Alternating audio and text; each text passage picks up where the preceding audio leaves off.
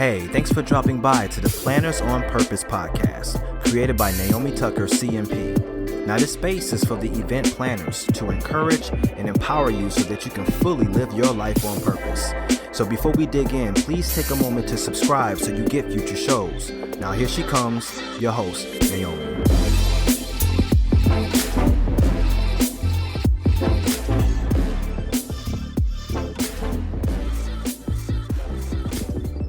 Hello, everyone. I'm Naomi Tucker, your host here on the Planners on Purpose podcast, and I just want to welcome you today.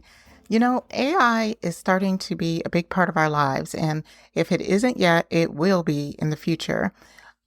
Artificial intelligence is a wave that we are going to be swimming in very, very soon. So if you want to put a little bit of AI in your planning, this episode is going to just highlight just enough for you to dip in your pinky toe into the water, so to speak. Now, the inspiration for this episode comes from the Wisconsin Meetings magazine. I absolutely enjoy this magazine. Not only does it highlight venues and suppliers and planners from Wisconsin, and that's where I'm from, they also have amazing articles that will help give you insight on so many different topics.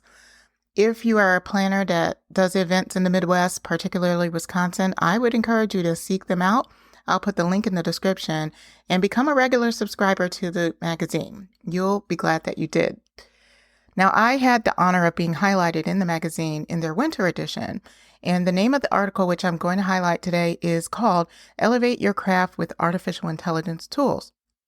And although this provided me with some inspiration for this podcast, I'm not necessarily going to be focusing on the specifics of the article, which Amanda brings up some excellent points when it comes to integrating AI. I'll leave that for you to check out the article and give it a read, as it's a wonderfully written piece, and I did appreciate being a part of it. However, we have to realize that we're surrounded by all forms of AI, and being able to leverage the tools that we have and have them work for us is going to be what helps set us apart. It will help us be the planner that works smarter and not harder, the planners that leverage tools, simple tools, to make a big impact. Now, just the other day, I was sitting at a round table with some planners that I absolutely adore, and we were working through some of the problems that they experience on a daily basis. We always ended up at the same thing, that stakeholders expected both the planners and suppliers to respond and react to everything that they send, even if it's in the evening or at some crazy hours when they're supposed to be resting, taking care of themselves, their families, and not necessarily working. And after we had a good conversation on boundaries, we did speak about how setting up calendar functions within technology to respond at different time frames will be helpful. Then, instead of building up the behavior of responding to the email and getting into a back and forth with the client at 2 a.m. in the morning, schedule the email to hit the client's inbox in the morning, thus setting up a boundary for responses to occur during the workday instead. Slowly but surely, this can really make a change in behavior in most cases. And I can't tell you, just that simple step was really helpful, especially to the person. I think one of the persons was able to take action on it and sent me an email the very next day and was like, oh my goodness, I did not know that this existed. And it just gives me so much relief to be able to send that email and have it hit my client's inbox in the morning and not necessarily have to engage in the evening when I'm able to kind of take some time and do some additional catch up of my work. And that's really how things should be. So that was just a simple way of using intelligence, giving the intelligence a direction to do an action that we don't have to do. So in what other ways can you do this in your work? And in what other ways can you put AI in the edge of your planning? Now, ChatGPT or other tools that perhaps are like it, like Google Bard, can have its advantages with you in your planning. For me, it offers such a great research tool. I've asked ChatGPT to present me so many things that have been able to help give me just a kickstart either into brainstorming or into sorting some things out. For example, asking it to present you with a list of hotels in the area of a city, and it gives you a list. You can cap the list at 20 hotels that are with a certain average rating.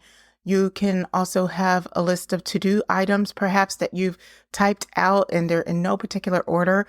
You can paste it into ChatGPT and ask it to arrange things perhaps in the order of most important, or what would take less time, or what would take the most time. This could be very useful for you. You can have ChatGPT come up with a timeline for you. You can give it a prompt and say, I am planning a 500-person event and I need a timeline arranged in a table with this many columns, and this is what the header should be, and ask it to spit out a timeline. And it actually does a really good job of something like that. Now, of course, you'll have to review it, embellish it. However, if you're starting from scratch, it's such a great option to help you start, as opposed to your brain, and your fingertips on an Excel sheet. It gives you so much further than where you were. Now, there is so much more that this tool can do for you. So many tools have many integrations in the way that they're working. And if you think about it, they could definitely help you in your work and help you do things easier. All you have to do is explore. The more you explore, the more you'll actually find something that's going to help you or help your business in some capacity. This is the direction in which the world is going to go. And so being able to embrace it, being able to get ahead of it so that you are able to then be of value to your business and find your value despite the artificial intelligence that is out there, can be very helpful for you, not only now, but in the future. Also, I wanted to bring up, there are certain tools like Zoom, Microsoft Teams, and others have note integrators that can help you summarize what's going on in a particular meeting.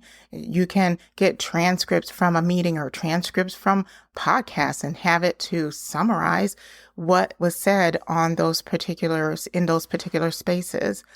There are things like calendar scheduling tools that also connect to workflows that you can use to leverage to the point where you never have to personally send an email for any particular workflow.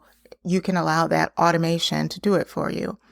So these are just a few of the things, of the technologies that are out there and the intelligence out there. And the key is just to get right in there and learn. So I hope this helps inspire you to just take steps in the direction of exploration and growth through AI. If you would just take one thing that you would want to learn about this week, I encourage you to do so and see where it takes you. Until next time, stay on purpose. Well, that wraps it up for this episode. If you enjoyed the conversation, hit the like button and tell us how much you enjoyed the show by leaving a message in the comments. Thanks for listening, and we'll see you next time.